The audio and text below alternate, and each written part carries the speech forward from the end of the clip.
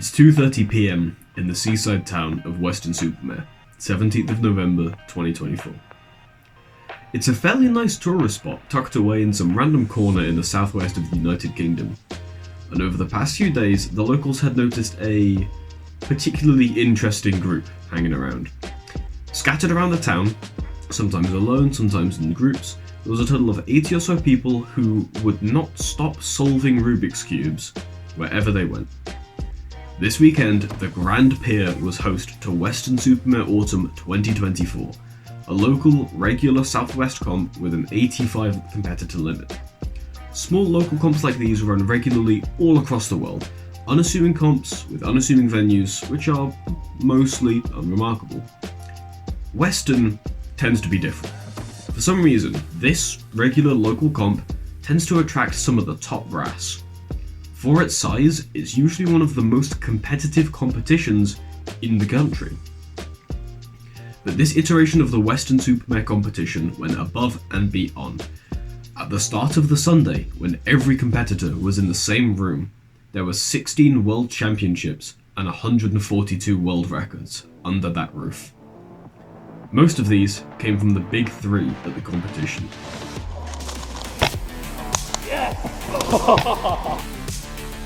Good. No, that's a good solve. 597. Yeah!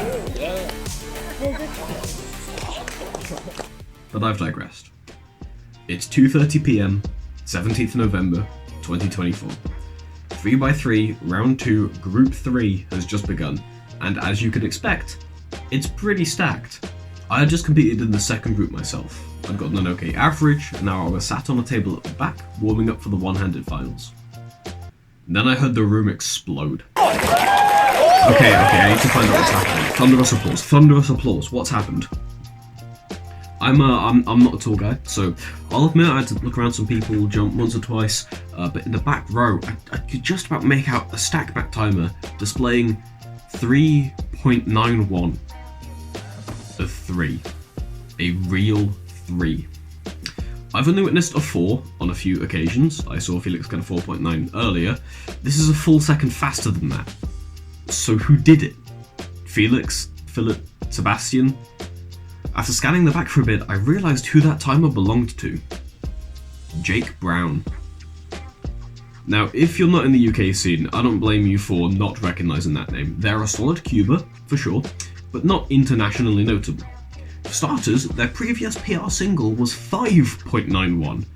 This was a full 2-second PR jump. A solver who averaged 8 just got a 3. This hasn't happened since Yusheng Du. Okay, so this is mental.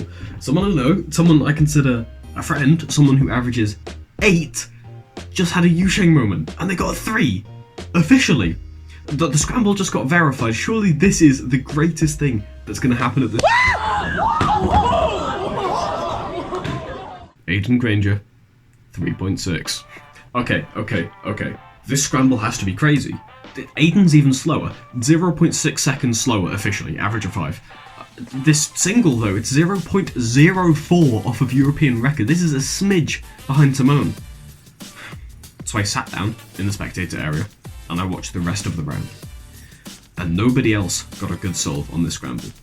I knew the solution was yellow cross into a last layer skip, and at the time I falsely assumed that both solvers did the same solution.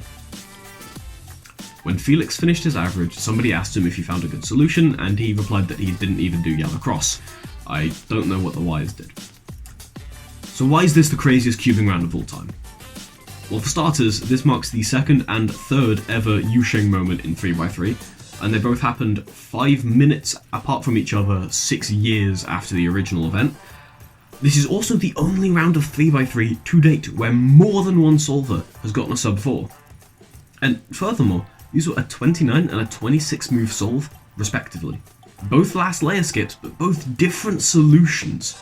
And they both happened with former 3x3 world record holder and 2 former 3x3 world champions watching along from the competing area, sat waiting for their names to be called to go and solve.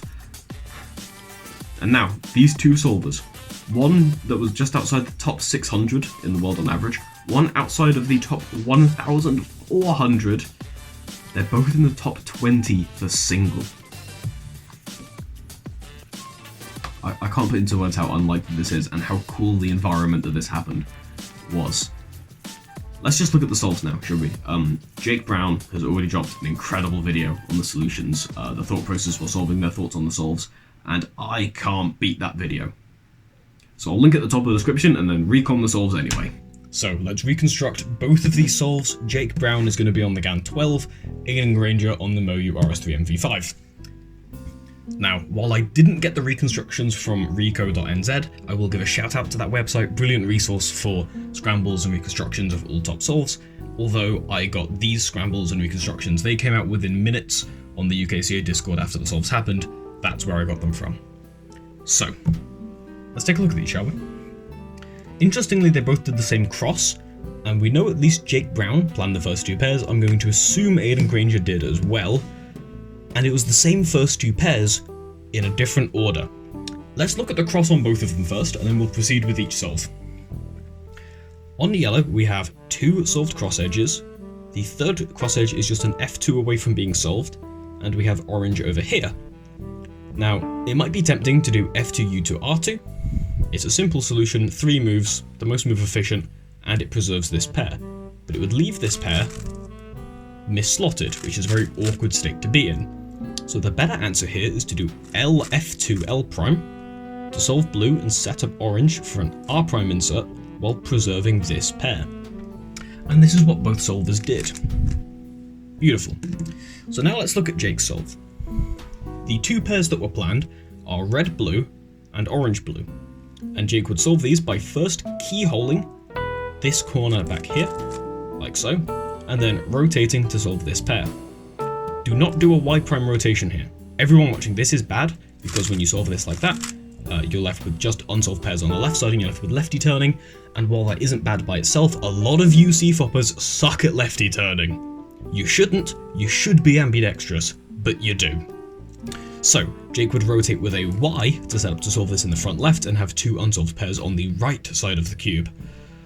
After doing this rotation, Jake would immediately notice this pair here. Now, it was a little bit too late to find a fancy solution to this. They'd already committed to solving this front left pair in the standard way, but look ahead and fluency is king in fast solves, so they could pay attention to these pieces to get information for their next pair. U2, L prime, U, L. The best pair from this cube state is green-red.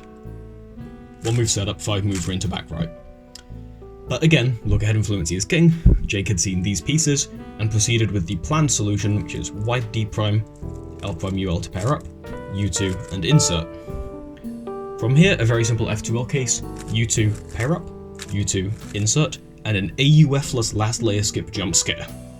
Look at that. So what did Aiden do different? Well, he planned to solve this free pair first. There's a very important detail in how he solves it. After the cross, he immediately does a Y prime rotation and does U, and then solves the pair with a U2 insert. This sets up the next pair to be a good case. Look at that, that's a 7 mover, we like that. If you were to do a U2 and insert this pair with a U, you would end up having yellow on top, and this is a pretty tough F2L case. A lot worse than the alternative. So, U, U2 insert, which you can then cancel into solving that pair. From here, we're going to do a Y prime rotation. And for those of you that can do EO recognition, both edges are oriented, so this solve will continue to be rotationless. For those of you that can't do EO recognition, learn to do EO recognition. The best pair here is this one, and that is exactly what Aiden does, L prime U2L, U prime L prime UL. Then we have the split pair, free pair, and we insert that, U2, and the cube is solved.